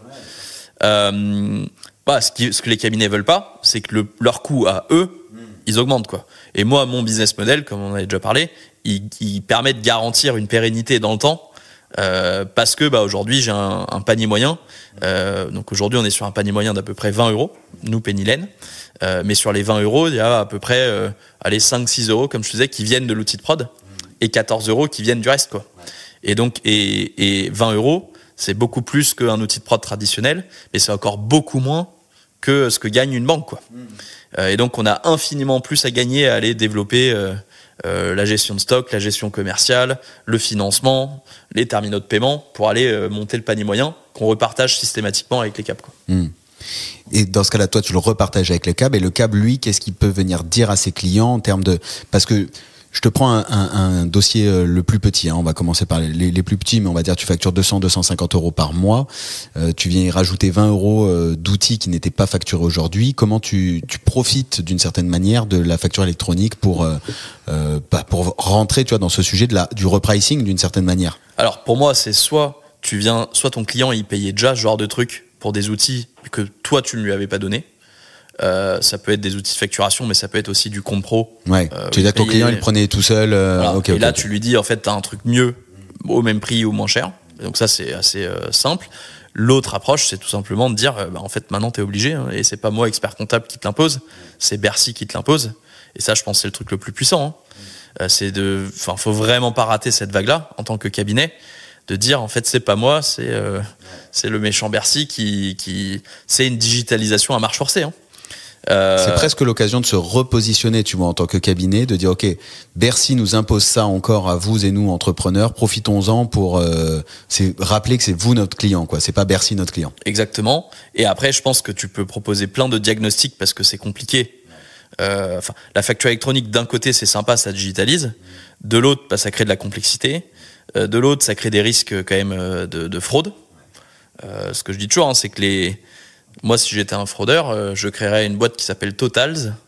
Je prends le logo de Total, je m'inscris sur Pennylen ou n'importe quelle autre plateforme et j'envoie une facture au hasard de 20 balles à toutes les boîtes de France. Et il y en a bien 1% qui vont tomber dans le panneau en recevant. Et la différence, c'est qu'aujourd'hui, demain, j'ai même pas besoin de connaître le mail à qui envoyer la facture. elle va arriver direct dans la boîte de réception de facture d'achat de toutes les boîtes de France. Hein. Et tant que c'est une vraie boîte, moi, je peux pas l'empêcher. Donc, tu vas avoir à mettre en place plein de workflows de validation, s'assurer que les bases tiers, elles sont propres pour voir et spotter le fait que ce total, c'est pas le même total que d'habitude. Attention, c'est un nouveau fournisseur, etc. Tu as tout un tas de services. Après, alors, souvent, je pense pas que là où il y a le plus de gras à se faire pour le cabinet, c'est sur la marge, sur la licence de l'outil. Enfin, tu vois, imagine, pour moi, la marge que tu peux te faire sur la licence de l'outil, elle est là pour rembourser ton outil de prod. Ouais. Faire que tu n'aies plus de coûts, toi, techno, cabinet. Mais tu vas pas aller, tu vois, si tu te dis qu'un cabinet, c'est 250 € les honoraires, ce que tu vas te faire avec Pennylen en revendant du Pennylen, c'est peut-être, c'est quelques euros, quelques dizaines d'euros, ça va pas être game changer. Là où il y a vraiment du gras, pour aller vraiment faire la diff, c'est grâce à cet outil que tu as mis, aller vendre des missions. Et notamment, moi, je crois beaucoup aux services. Ouais. On va y venir juste après. Externalisation de paiement fournisseur, etc. Parce que là, pareil, tu viens remplacer des coûts existants chez ton client et la partie compte pro. Donc ça, nous, on repartage depuis début janvier les revenus du compte pro. Et ça, là-dessus, sur un client TPE lambda, s'il bascule son compte pro sur le compte pro Pennylen, nous, on s'est repartagé de l'ordre de 60 € par mois sur un client TPE au cabinet sous forme de remise sur facture. 60 €, là, tu commences à être sur un niveau qui est 20-25% des honoraires en pure marge. Il faut qu'il y ait quel dépôt pour verser 60 C'est 100 000 € de dépôt. Ok, donc si ton client il a 100 000 € de trésor, il la met chez toi et toi... 100 000 € de dépôt, 5 000 € par mois de dépenses CB. Ok. Ça fait 60 € par mois. Ok. Donc c'est pas inatteignable. Et 60 €, ça commence à... C'est beaucoup plus que les X% que tu peux toucher sur une licence à 30 €. Ouais, c'est clair. Voilà. D'où le fait qu'il y en ait qui arrivent à avoir 0 en facture d'outils aujourd'hui, quoi. Ouais. C'est quoi ton top 3, tu vois, par rapport à tout ce qu'on s'est dit, aux changements qui arrivent on est 2025, 2028, c'est quoi ton top 3 des services que tous les cabinets doivent absolument avoir si on part du principe que la compta est 100% automatisée? Donc pour moi, c'est tous les trucs de externalisation, de gestion administrative. Je commencerai par là. Pour les TPE, pour moi, il faut que tu puisses dire à ton client, en fait, je m'occupe de tout, quoi. Enfin, à la carte, hein. Il y a peut-être des trucs qu'il veut faire lui-même. Et ça, c'est des trucs, c'est des coûts où ton client, c'est tangible chez lui. Hein. Il paye quelqu'un pour faire la facturation client, pour gérer les paiements fournisseurs, etc. Si toi, tu sais lui faire à l'échelle de façon plus efficace parce que tu es processé et tu lui envoies quelqu'un, je sais pas moi, un jour par semaine ou je ne sais quoi, t'es gagnant. Et surtout, si c'est toi qui le fais, t'es sûr que ce sera bien fait et que derrière, tu vas gagner du temps sur la compta et sur la révision, etc. Donc ça, pour moi, c'est le truc numéro 1. Et ce que j'entends, c'est que les cabinets, ils galèrent à trouver de la main-d'œuvre pour faire ça. Il y a un enjeu, c'est est-ce que tes collabs d'aujourd'hui, ils peuvent faire ça? Et tous ne sont pas forcément chauds. Donc il y a vrai enjeu là-dessus. Je pense que la partie service financier, c'est un truc qui sera, de par la taille du gâteau, et un truc que tous les cabs devraient faire. Qu'est-ce que t'appelles service financier? C'est ça. Aujourd'hui, c'est je te propose un compte pro, mais pour moi, demain, c'est en fait tous les services que proposait le conseiller bancaire TPE. Donc ça peut être du courtage en financement, ça peut être du courtage en assurance, ça peut être du pilotage de trésor.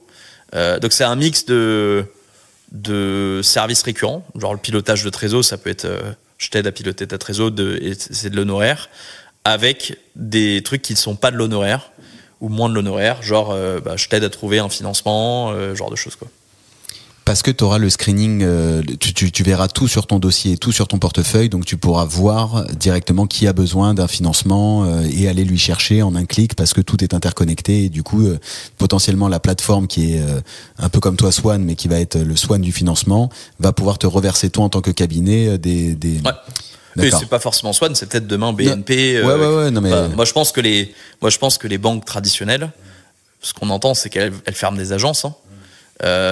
Et elles vont du coup apaiser de plus en plus leur offre de services financiers et être heureuses de se reposer à la fin sur les experts comptables pour distribuer ces services, quoi.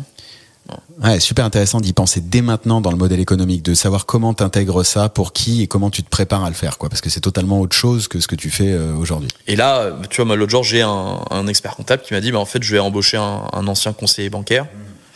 Et comme ça, je crée cette confiance, il parle le bon langage. Ça m'étonnerait pas que demain, les agences bancaires qui ferment, ces conseillers, ils aillent trouver un taf chez les cabinets, quoi. Ouais, parce qu'en plus, ils ont une démarche beaucoup plus axée sur le commercial. C'est quand même des vendeurs en grande partie, quoi. Ouais. Et ça ferait un bon mix, parce qu'on dit, beaucoup d'experts comptables te disent qu'en banque, ils savent pas parler les chiffres, et vice versa. Donc, comme ça, au moins. S'ils arrivent à s'entendre, le meilleur des deux mondes, ça peut être bien, ouais. Ok. Donc, première offre, Office Management. Deuxième offre, construire une offre finance, gestion financière, en tout cas, pour le client. Qu'est-ce que tu mettrais en troisième offre? On est en 2028. La facture électronique est là. Et ça, je sais pas. Du coup, ce serait pas tous les cabinets, mais je pense que j'irais sur une offre d'intégrateur. Donc, en gros, d'aider mon client sur son IT, quoi. Et en commençant, bien sûr, par l'outil compta finance. Mais d'aider le client à bien mapper ses flux, à mettre en place la bonne stack d'outils, et en commençant par compta finance, mais en allant après au-delà, tu peux aller proposer plein d'autres trucs, quoi. Ah, intéressant le côté intégrateur. Ça soulève des sujets. Et parce que moi je pense que pareil, c'est un bon moyen une fois que tu as installé une stack, derrière logiquement le client il va faire appel à toi pour opérer ce SI, quoi. C'est marrant parce que ça veut dire qu'il faut se poser tout de suite dessus, parce que les trois offres dont tu parles, c'est trois offres. Alors peut-être celle du milieu, tu peux la faire avec certains collaborateurs en interne si tu formes, mais sinon c'est quand même trois offres qui sont hors du scope, c'est-à-dire que tu captes ton client par la confiance de la mission assurantielle, et derrière tu viens vraiment comme une société de service venir lui proposer tout un scope de services autour, quoi. T'as la relation mensuelle, si ce n'est hebdomadaire, avec la facturation et les paiements et l'office management. T'as la dépendance, parce qu'en fait à partir du moment où tu l'aides sur la finance, le mec ou la femme, hein, évidemment, l'entrepreneur peut pas s'en sortir sans toi, et t'es vraiment le rôle central. Et puis après t'as la main sur l'IT, ou du moins tu lui fais gagner du temps, ou tu lui facilites la visibilité grâce à l'IT, quoi. Et t'as peut-être, tu m'as dit 3, je me permets d'en rajouter un 4e. Ouais, vas-y, ouais. C'est l'aide le conseil aux dirigeants. Ouais. Alors là, on parle de conseil à l'entreprise, ouais. Enfin aux dirigeants d'entreprise, mais à la personne du dirigeant. Donc optimisation de la rémunération du travailleur non salarié du TNS, la prévoyance, éventuellement tu peux aller jusqu'à la gestion de patrimoine. Enfin, en gros, aujourd'hui, expert comptable, t'es médecin de famille. Je pense qu'en tant que médecin de famille, t'es légitime pour assurer tout ou partie du rôle de conseiller bancaire pour de la TPE. Et je pense que t'es légitime pour assurer tout ou partie du rôle de, je sais pas si c'est CGP, mais en tout cas du dirigeant, quoi. Du dirigeant de base, quoi. Le médecin financier du dirigeant. Ouais. Lui permettant d'anticiper et de prévoir l'avenir, quoi. Ouais, c'est les 4 trucs, donc, notamment typiquement tout ce sur quoi bosse Jérém. Ouais, bien sûr. Ouais. Edouard, on te salue avec grand plaisir. Le temps file, tu vois où, Penny Lane, dans 5 ans? Il se sera passé, quand je vois que je t'ai invité il y a 1 an, il s'est déjà passé plein de trucs en 1 an. Alors, dans 5 ans, j'espère que... Parce qu'on est d'accord, avant que je me permette de te couper, ouais. Mais une fois que tu as fait la série D, il reste quoi? Il y a d'autres lettres, il y a le... Non, ouais, je pense qu'en France... C'est fini. Il y aura plus de nouvelles levées de fonds, quoi. Après, il pourra y en avoir d'autres si on va dans d'autres pays et qu'il y a besoin de sous pour d'autres pays ou autres. Mais oui, je pense pas qu'en France, il y aura une nouvelle levée de fonds. Et de toute façon, normalement, à la fin de cette année, en France, on sera plus ou moins au seuil de renta, quoi. Donc où est-ce qu'on est dans 5 ans? Moi, ce que je veux vraiment, c'est que les experts comptables, dans 5 ans, ils aient pris le virage de la facture électronique et qu'ils fassent ces missions-là, quoi. Donc nous, j'espère qu'on aura donné tous les outils pour réaliser toutes ces missions-là. Et là, ce sera gagnant-gagnant parce que si l'expert comptable réalise ces missions-là, il aura besoin aussi de toutes les nouvelles fonctionnalités, toutes les nouvelles briques. Un autre truc que j'espère, c'est que dans 5 ans, on ait vraiment quadrillé le marché français, à la fois sur les TPE, mais aussi les PME ETI. Mmh. C'est-à-dire que tu sois rentré là où Sage était, ouais. Pour faire simple, avec ce modèle très intégrateur. Ok. Faut avoir en tête les gens l'ont pas souvent, mais aujourd'hui, moi, les 1% de mes plus gros clients font quand même 25% de mon chiffre d'affaires. J'ai de plus en plus de boîtes vraiment ETI. Tu vois, là, il y a pas longtemps, on a signé Kabaya, les sacs à dos, Lydia. Ces gens-là, c'est quand même des clients avec certains volumes, etc. Du coup, ouais, j'espère qu'on est vraiment qu'on sache adresser, qu'on ait éventuellement été plus profond dans la partie gestion commerciale, que Sage fait justement, donc la partie tarif un peu poussée, tarif en fonction du volume, en fonction du client, attribut du produit, genre de choses. Et j'espère que dans 5 ans, on aura percé dans au moins un autre pays en Europe. Et quand on voit l'allure à laquelle vous avez percé en France, tu peux te dire, tu vois quoi comme pays? C'est quoi le prochain le premier pays qu'on attaquera sera l'Allemagne. Donc direction l'Allemagne pour le prochain combat en fait en face de Conto qui lui aussi a racheté. Ils ont racheté un truc en Allemagne, il me semble. Là, ils ont racheté leur concurrent allemand, la néobanque allemande. Ce qui est intéressant avec le marché allemand, c'est que c'est le plus gros marché en Europe. En termes de, si tu regardes, en gros, nous, ce qu'on regarde, c'est combien les entreprises et les cabinets ils dépensent en logiciel, compta, finance. Et souvent, dans les études, ils mettent ensemble compta, finance, paye, RH. En France, on dépense 2 milliards par an. En Allemagne, ils dépensent 4 milliards par an. Au Royaume-Uni, c'est 4 milliards aussi. Mais on ne veut pas aller au Royaume-Uni, parce que là-bas, la compta est plus anglo-saxonne, plus simple. Et du coup, oui, en Allemagne, si un jour on veut être leader européen, c'est là. L'autre truc intéressant de l'Allemagne, c'est que c'est un vrai monopole. L'acteur en place, Datev. Ça fait aussi que du coup, c'est assez vieillissant. Et ça fait aussi que t'as un peu une bataille européenne des géants de la compta. Donc pour moi, t'en as 4. C'est Cegid, avec tout le groupe qu'il a construit, Sage, Team Systems, qui est l'italien, et Visma. Les 4, ils veulent essayer de mettre leur drapeau un peu dans chaque pays. Ce qu'on voit, c'est qu'en Allemagne, il n'y a personne que tu peux racheter, quoi. Ouais, parce que Datev, tu peux pas le reprendre. Non. Donc, ça fait qu'en Allemagne, on arrive et on se bat vraiment alors pas contre Datev qui est déjà installé, mais contre les 3 autres, on est à armes égales, quoi. Ils peuvent pas racheter quelqu'un ou autre, quoi. Ça m'emmène sur deux questions qui piquent, les fameuses questions qui piquent de l'Accounting Business Club, parce que ça me fait penser à Conto. L'un des membres nous dit quelles sont les 3 qualités de Conto.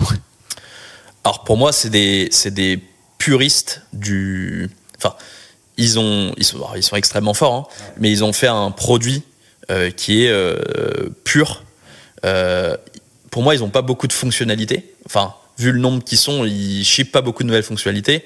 En revanche, tu sais que c'est un produit qui est magnifique, où chaque pixel il est optimisé, etc. Et ça, c'est vraiment leur grande force. La deuxième grande force qu'ils ont, c'est la marque qu'ils ont construit, pas côté cabinet, mais côté entreprise. Et alors ça se fait à coup de...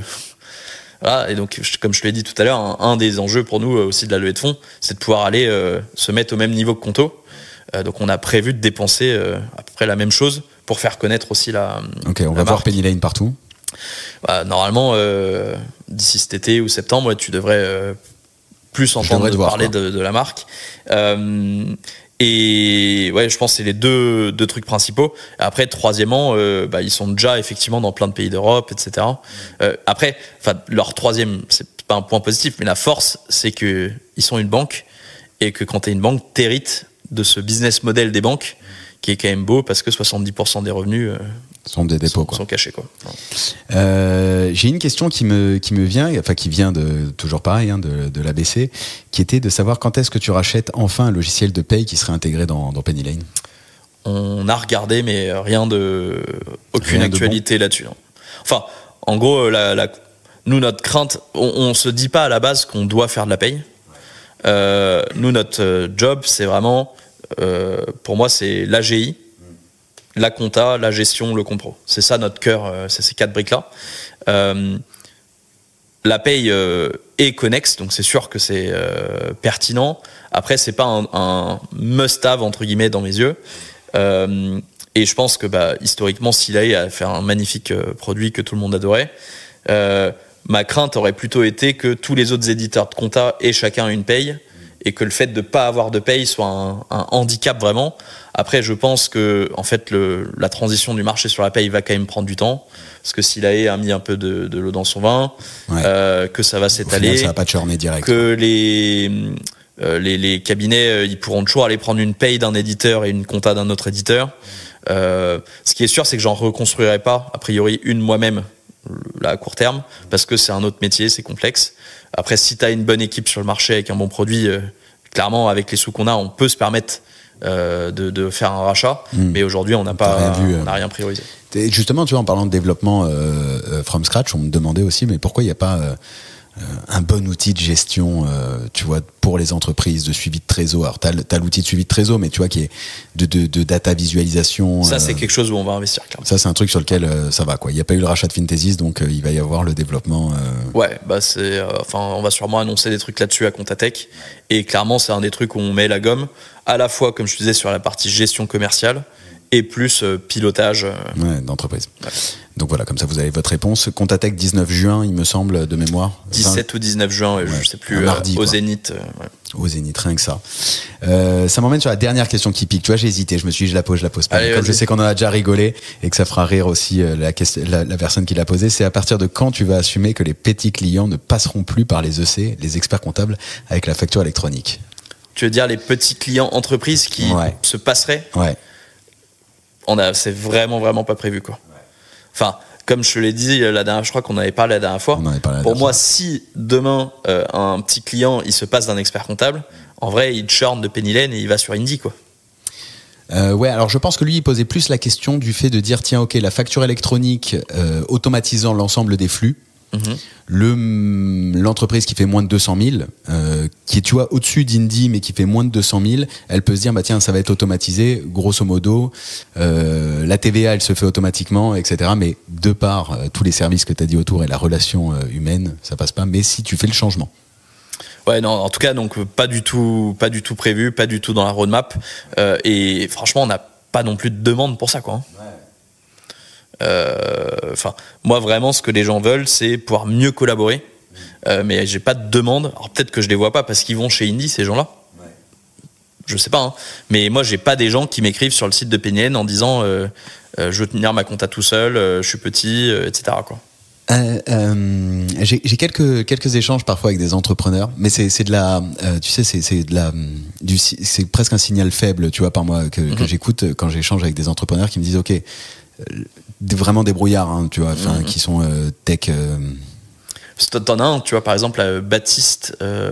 Qu'on a reçu aussi dans le podcast. Qui fait le truc où il se réintègre sa compta lui-même avec Penny Lane. Et mais tu vois, le gars, il a vendu pendant 15 ans des outils de compta gestion et il a été intégrateur. Maintenant, il a bien mis des disclaimers en disant je recommande pas ça. Et il dit justement, l'outil Penny Lane, il n'a pas été pensé. Il a été pensé pour avoir un côté gestion, un côté compta. Et nous, c'est un truc d'archi assez profond. Et donc, si vous voulez changer ça, ce serait énormément de boulot. Donc ouais, moi D'ailleurs, je vous invite à écouter l'épisode. Il faudrait qu'on le pense à le mettre en description de l'épisode qu'on avait fait avec Baptiste, où on parlait de la digitalisation dans les cabinets et du rôle, tu vois, du référent digital de tout ça. C'était assez intéressant. Est-ce qu'on arrive à la fin, tu vois, je vois que ça fait un peu plus d'une heure qu'on discute. Comment tu drives une boîte, tu vois, d'une croissance pareille en 5 ans où tu pars de zéro? Je me souviens du premier déj qu'on a fait, tu venais de passer sur BFM Business en annonçant une levée de 4 millions.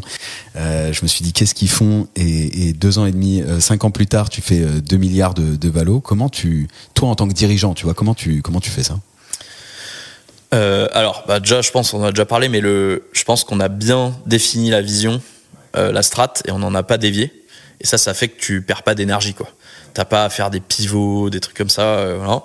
T'as pas à réembarquer les équipes dans une nouvelle stratégie ou autre. Donc moi, le truc le plus important pour moi, c'est qu'on recrute les bonnes personnes et que ces personnes, elles comprennent bien la stratégie. Et après, normalement, si ces deux éléments sont réunis, en fait, tu t'appuies sur ces personnes-là pour. Après, elles sont motivées aussi parce que tous nos salariés sont actionnaires.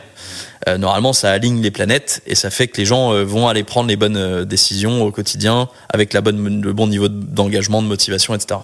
Donc, moi, j'ai un enjeu, c'est m'assurer qu'on a la bonne leadership team au niveau de la boîte, qu'on est venu enrichir au fur et à mesure, avec les 7 cofondateurs au début, mais maintenant également notre DRH, notre directeur marketing, Brieux qui s'occupe de la partie intégrateur PME, et Eric qui s'occupe de la strat. J'ai un enjeu, si je veux demain lancer plein de nouvelles lignes, on parlait je sais pas moi, si un jour je veux faire la paye, si je veux faire un autre pays, etc. J'ai un enjeu de recruter plus de gens, on va dire seniors, prêts à être staffés. Parce qu'aujourd'hui, mon principal frein à la croissance, c'est pas la demande, hein. C'est plutôt être assez staffé, à la fois côté tech, côté accompagnement, etc. Pour aider les cabinets à migrer, à déployer, etc. Quoi. Donc j'ai un vrai enjeu de juste staffing, recrutement, où tu veux staffer vite, mais pas non plus baisser la barre en termes de niveau. Et j'imagine que les cabinets qui grossissent vite, que tu accompagnes, ils ont les mêmes sujets. À chaque fois, sujets, quoi. C'est à la fin, on est une boîte de service, on construit du logiciel, mais c'est les gens qui sont là, hein, qui font si t'enlèves les gens, le logiciel, il s'écroulera. Hein, peut-être pas du jour au lendemain, mais voilà. Donc, moi, j'essaie de me concentrer sur le cœur qui est ça, l'autre cœur qui est la strat, s'assurer qu'on prend les bons choix.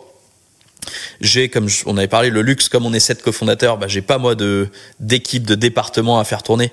Donc j'ai le temps d'aller parler avec des experts comptables, avec des entrepreneurs, essayer de comprendre les tendances et essayer de bien nous positionner.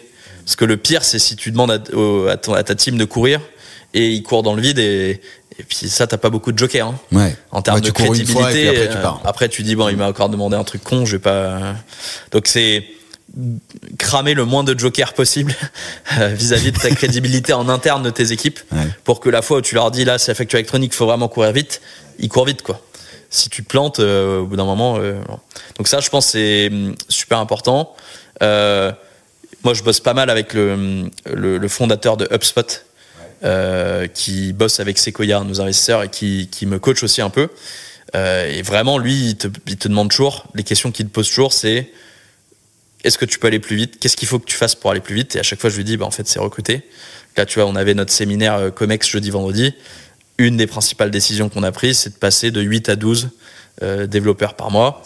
Mais ce qui implique d'aller trouver des recruteurs un peu partout en Europe, parce que le marché français, on l'a quand même déjà bien identifié, quoi. Si t'es un dev, tu connais Penny Lane, tu sais. Et tu vois, on commence là maintenant, on a à peu près 25 collaborateurs en Espagne. C'est le 2e pays où on est le plus gros. Là maintenant on va aller recruter des recruteurs en Espagne, parce qu'on commence à avoir une marque employeur sur place, pour Portugal pareil, etc. Donc au final c'est strat, people, et s'assurer que tous les intérêts sont bien alignés entre les gens, quoi. Et tu vois, par rapport à ton besoin de dev et la puissance de l'IA en ce moment sur la partie dev, est-ce que ça t'a changé un peu les people, ou alors pas vraiment, c'est juste venu encore plus les augmenter et accélérer Ils ont gagné en productivité, de l'ordre de 10 à 20%. Après, aujourd'hui, les outils dont on entend parler, peut-être Cursor, Lovable, etc., c'est pas des outils qui savent écrire du code tout seul fiable. Je dirais que c'est plutôt utilisable par des product managers, des designers pour shipper des protos. Par contre, ça sait écrire une app, mais après l'app elle est non maintenable. Ok, d'accord, je vois ce que tu veux dire. Donc c'est une boîte noire. Donc aujourd'hui, c'est quand même encore un peu un mythe, hein, que ça va écrire des logiciels tout seul, quoi. C'est intéressant. Si je te fais le parallèle avec les comptables et les collaborateurs et les experts comptables, c'est-à-dire que si ça remplace pas encore les développeurs et les codeurs, ça va pas encore remplacer les collaborateurs. Non. Okay, pour moi, sur la partie IA générative, les trucs sur lesquels on est en train d'arriver, c'est de pouvoir orchestrer des agents, et en gros faire qu'il y a des actions qui aient été prises encore par l'humain, qu'on puisse au cas par cas demander aux agents de les faire. Je te donne un exemple. Aujourd'hui, sur un dossier simple, compta, trésor en tenue, il y a quand même un certain nombre d'actions un peu répétitives, même si nous on fait gagner du temps, qui sont encore prises par l'humain. À la fin du mois, il va aller... alors nous, déjà maintenant, en compta de trésor, on passe les écritures en automatique. En compta d'engagement, on te recommande encore des contreparties, mais on les passe pas. Peut-être que demain, on va te dire, est-ce que tu veux assigner ce dossier en tenue à Ringo, et avec tel niveau de risque ou de confiance. Et dans ce cas-là, Ringo, il va passer l'écriture si tu lui as donné le go. Peut-être que Ringo, il peut aller demander les pièces à ton client sans que ce soit toi qui les demande. Peut-être que Ringo peut aller dans de la révision, faire un premier pointage et dire en fait toutes ces diligences là, mais les de côté, elles sont pas pertinentes. Mais on n'est pas dans du remplacement, hein. On est vraiment dans de l'augmentation. Honnêtement, le remplacement, il est pas demain, hein. Ni côté dev, ni côté compta. Mais et encore augmenter. Moins dans la partie conseil, quoi. Mais il vient augmenter quand même. Il faut vraiment le prendre comme une augmentation. Enfin, on est dans des. Aujourd'hui, les cabs qui utilisent Penny Lane, ils nous parlent de gains de productivité de l'ordre de 20%. Je pense qu'avec l'IA, tu peux peut-être aller doubler ça, quoi. L'IA générative, là, les nouveaux agents et tout. Ça fait un beau combo avec du temps à libérer, de la valeur à replacer aux côtés des clients. Voilà, tout l'enjeu, et qui est notamment toi le job et comment tu accompagnes les cabs, c'est comment tu les aides à transformer leur business model, la proposition de valeur. Et alors je pense que toi tu vas pas t'ennuyer dans les années à venir, tu vas avoir du boulot, quoi, parce que j'espère. C'est bien parti. Enfin, ça va être un besoin fort, quoi. Ouais, il y a de quoi faire. Tu vas pas pouvoir en tant que cab. Enfin, je pense une certitude que j'ai, c'est que tu vas pas pouvoir continuer business as usual dans les 5 ans à venir. Tu vas devoir changer des choses, quoi. Magnifique, tu vois, j'allais te dire, est-ce que tu as un truc à rajouter, mais je te laisse finir sur cette phrase qui est splendide. Beaucoup de changements à venir. Quand je vois tout ce qui s'est passé déjà en un an, j'ai presque envie de te dire, viens, on prend rendez-vous dans un an là. Non, mais tu vois, même c'est intéressant parce qu'on est en pleine période fiscale, on est sur la fin de la période fiscale, ça a quand même bougé pendant la période fiscale. Il y a moins le temps, quoi. Ça y est, dans un an, il y aura la facture électronique, elle sera là. Officiellement là. T'avais Romain Froment là, qui avait fait un post en disant en fait il reste que si tu 10 mois disponibles jusqu'à la réforme, quoi. Bah oui. Donc ça y est, donc c'est maintenant, on se bouge maintenant, on fait tout évoluer, on est en plein cœur d'un écosystème en fait qui est en pleine ébullition et avec le rôle de l'expert comptable à maintenir en numéro 1, quoi. C'est ça, il y a vraiment ce rôle à embrasser vraiment de numéro 1. Arthur, merci beaucoup. Merci Alexis. Franchement, grand plaisir. On se retrouve du coup à Comptatech pour l'événement de l'année et puis à mon avis sur tous les autres événements de Q3, Q4 où ça va bouger pas mal pour Penny Lane et les autres. Merci beaucoup, j'espère que cet épisode vous a plu et je vous dis à très vite pour un nouvel épisode. Ciao.